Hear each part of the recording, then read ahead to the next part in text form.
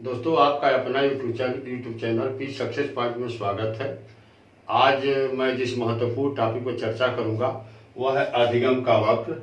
अधिगम के वक्र में चाहे सी टेट हो, यूपी टेट हो या किसी भी राज्य की टेट परीक्षा हो, केवीएस हो या नवोदय विद्यालय की शिक्षक भर्ती परीक्षा हो, हमेशा एक या दो क्वेश्चन पूछे जाते हैं। तो आज का जो हमारा टॉपिक है अधिगम का वक्र, और आज इसी पे चर्चा होगी। दोस्तों, ये हम जानते हैं, आप भी जानते हैं कि सीखना एक आजीवन चलने वाली प्रक्रिया है। यह जन्म से मृत्यु तक किसी न किसी रूप में चलती रहती है, कभी रुकती नहीं है। कभी इसकी गति तीव्र हो सकती है, कभी मंद हो सकती है।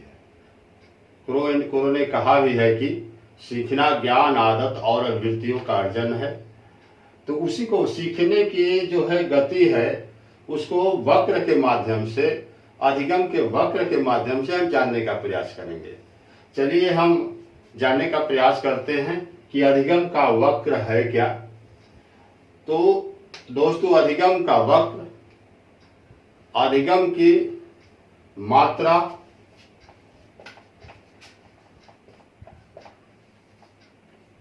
अधिगम की मात्रा, गति, उन्नति या अवनति को दर्शाता है। माने बालक किस मात्रा में अधिगम कर रहा है, उसकी गति क्या है, वह उन्नति कर रहा है कि अवनति कर रहा है, इसी को दर्शाने वाले वक्र को हम अधिगम वक्र कहते हैं। यानी हम कह सकते हैं कि अधिगम की मात्रा, गति और उन्नति और अवनति को दर्शाने वाला वक्र अधिगम वक्र है। जब एक बालक सीखता है तो कभी तीव्र गति से सीखता है, कभी मंद गति से सीखता है।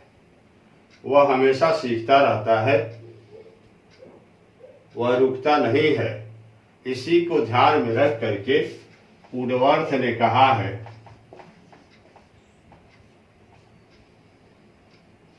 कि अधिगम की मात्रा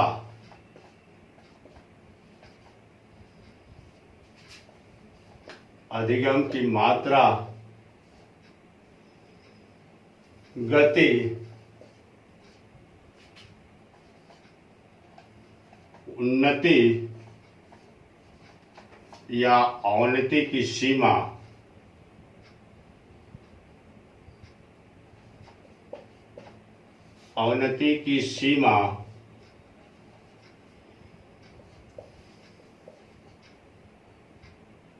को प्रदर्शन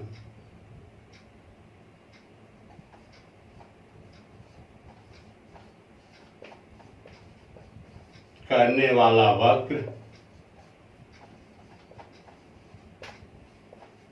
अधिगम वक्र कहलाता है। अधिगम की मात्रा, गति, अवनति या उन्नति या अवनति की सीमा को प्रदर्शन करने वाला वक्र अधिगम वक्र कहलाता है।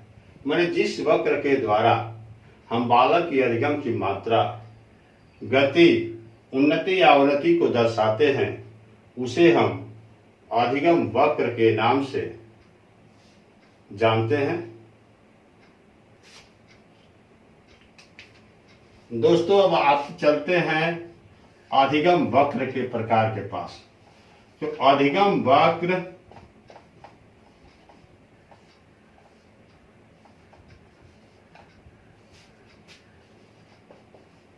चार प्रकार के होते हैं।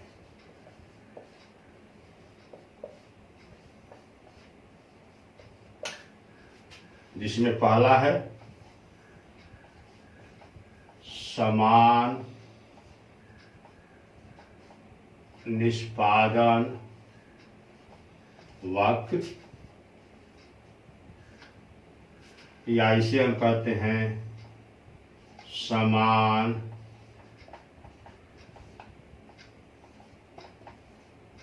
रेखीय त्वरण वक्र या सरल रेखीय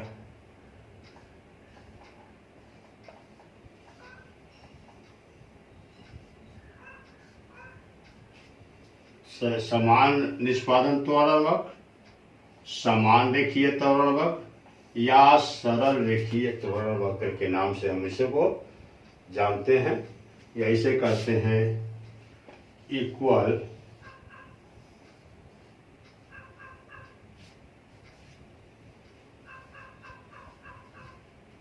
रिटर्न्स लर्निंग कर्व।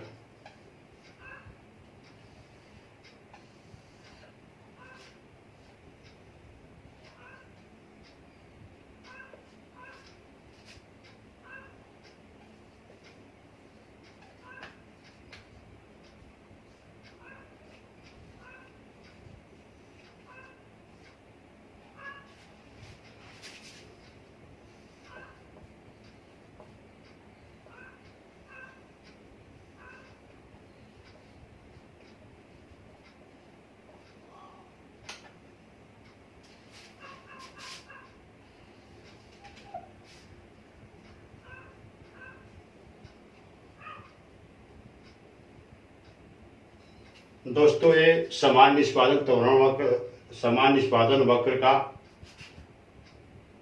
समान निष्पादन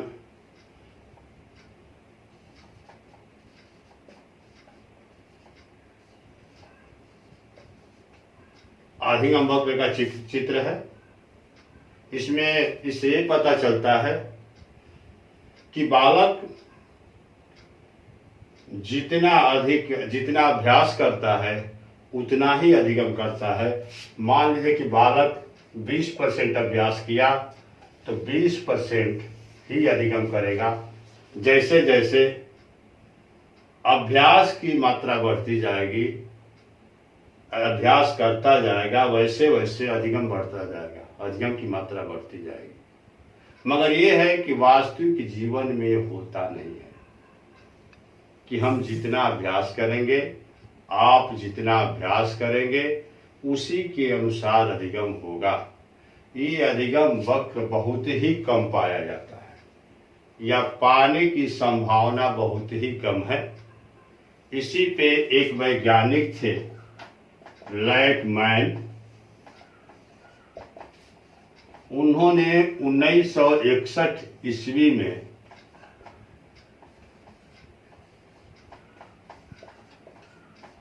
चूहों पर अध्ययन किया। लगातार 4 दिन तक चूहों पर अध्ययन किया और पाया कि उसमें अधिगम की मात्रा समान थी। एक वास्तविक जीवन में पाया नहीं जाता है। वास्तविक जीवन में समान निष्पादन अधिगम वक्र या समान रेखीय त्वरण वक्र या सरल रेखीय त्वरण वक्र की संभावनाएं कम पाई जाती है।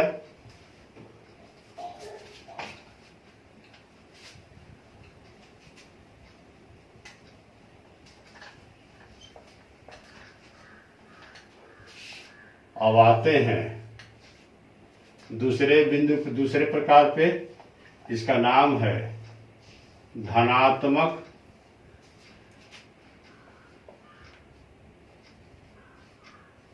अधिगम वक्र।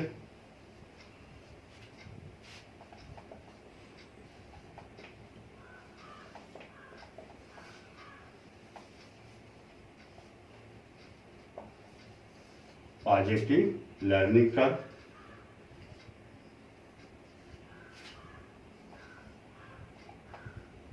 या इसे हम वृद्धिमान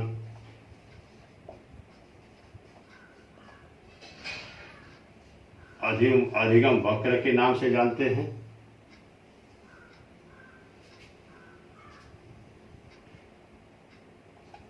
या इसे कहा जाता है नतोदर अधिगम वक्र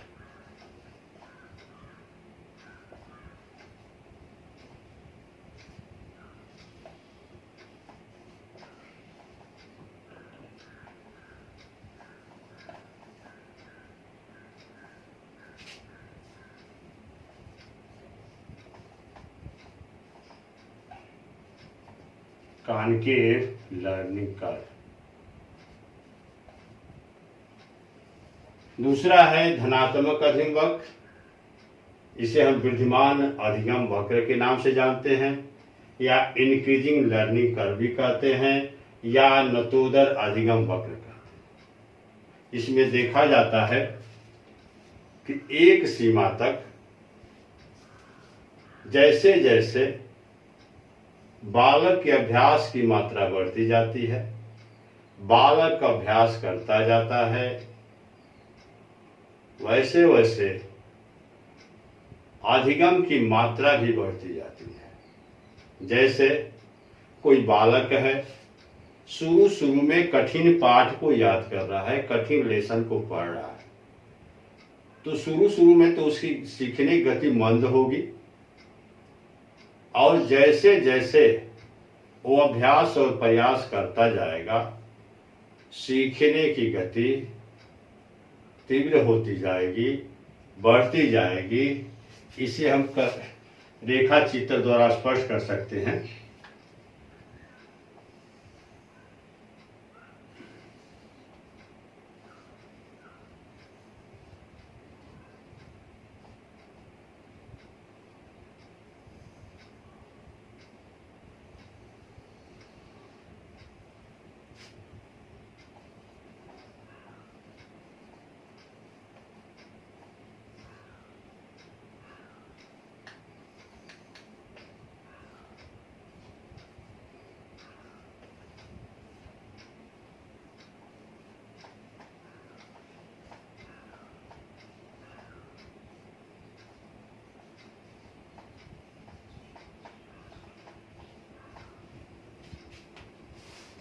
दोस्तों, वो एक्सिस पे अभ्यास, प्रयास और समय को दर्शाया गया है। ओ वाई एक्सिस पे अधिगम की मात्रा को दर्शाया गया। रेखा चित्र द्वारा, ग्राफ द्वारा या कर्व द्वारा ये प्रदर्शित होता है कि शुरू शुरू में अधिगम की गति मंद है, जैसे जैसे बालक अभ्यास करता जाता है, वैसे वैसे अधिगम की गति तीव्र होती जाती है। जैसे कठिन पाए हमेशा कठिन पाठ के, कठिन लेसन के समय होता है। जब बालक शुरू शुरू में कोई कठिन पाठ करता है, कठिन लेसन का अधिगम करता है, तो धीरे धीरे सीखता है। आज जब थोड़ा सा सीख लेता है, अभ्यास कर लेता है, और जैसे जैसे अभ्यास बढ़ता जाता है, वैसे वैसे उसकी अधिगम की गति तीव्र होती जाती है। इसमें पूछ देता है, जैसे परीक्षा में सी-टेट में, कि यदि कोई बालक है, कठिन पाठ याद कर रहा है, कठिन लेसन याद कर रहा है, और शुरू शुरू में उसकी सीखने की गति मंद है, बाद में गति बढ़ जाती है, तो उसे कि हम किस नाम से जानते हैं, तो चारों विकल्प देगा। ये पहले में देगा समान निष्पादन वक्र, दूसरे में देगा धनात्मक अधिगम वक्र, तीसरे में दे देगा ऋणात्मक अधिगम वक्र, और चौथे विकल्प में दे देगा यश आकारीय वक्र या उन्नतोदर अधिगम वक्र। तो दोस्तों, अब आते हैं तीसरे बिंदु के तरफ।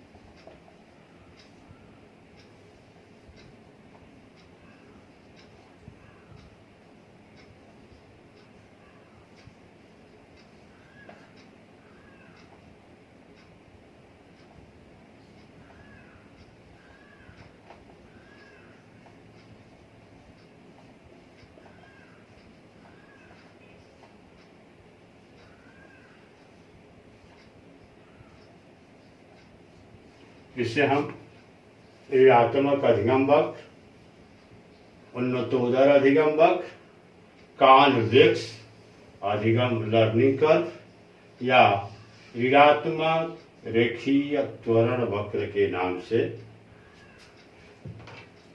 जानते हैं।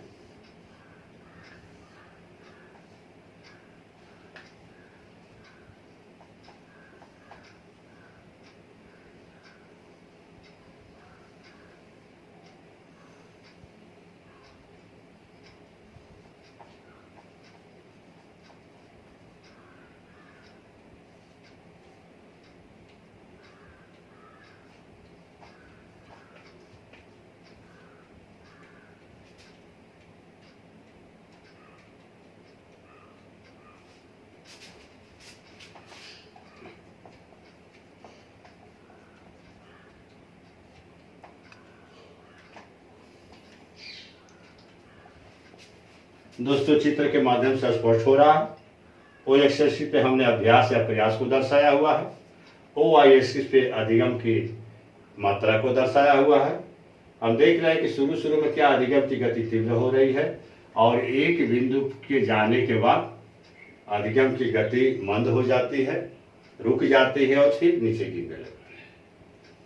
इसे हम ऋणात्मक अधिगम वक्र के नाम से जानते हैं। इसका गिरने का कारण हो सकता है कि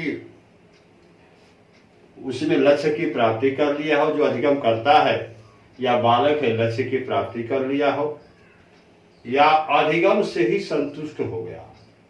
जब अधिगम से संतुष्ट हो जाएगा, अपने आप को पूर्ण मान लेगा कि अधिगम हमने कर लिया है, तो अधिगम की गति गिरेगी ही, उसकी रेखा वैसे ही होगी।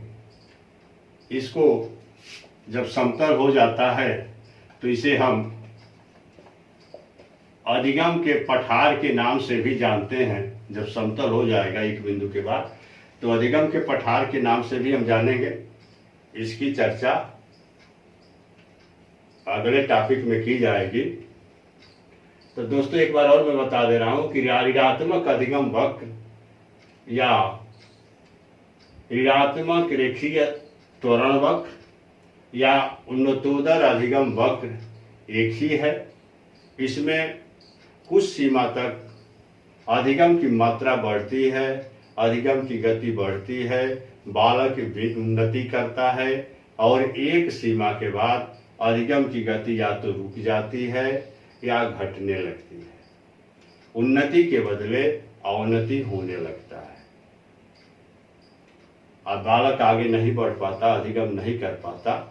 जितना अधिगम किया है, जितना सीखा है, उसी से उसमें कमी आने लगती है।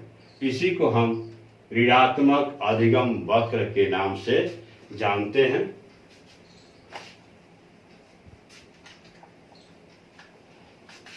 और दोस्तों, आते हैं जो चौथा और अंतिम प्रकार है, इसको यश आकारीय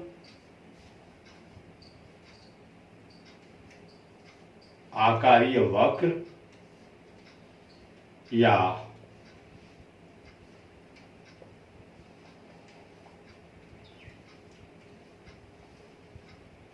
सीढ़ी नुमा वक्र,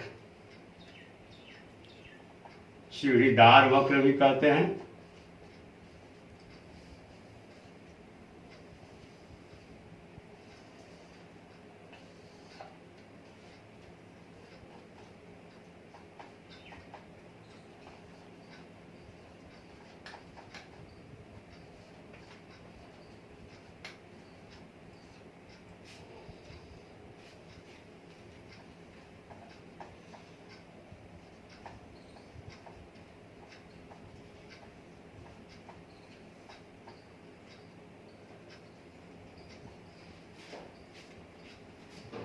इसमें बालक की जो अधिगम की गति होती है,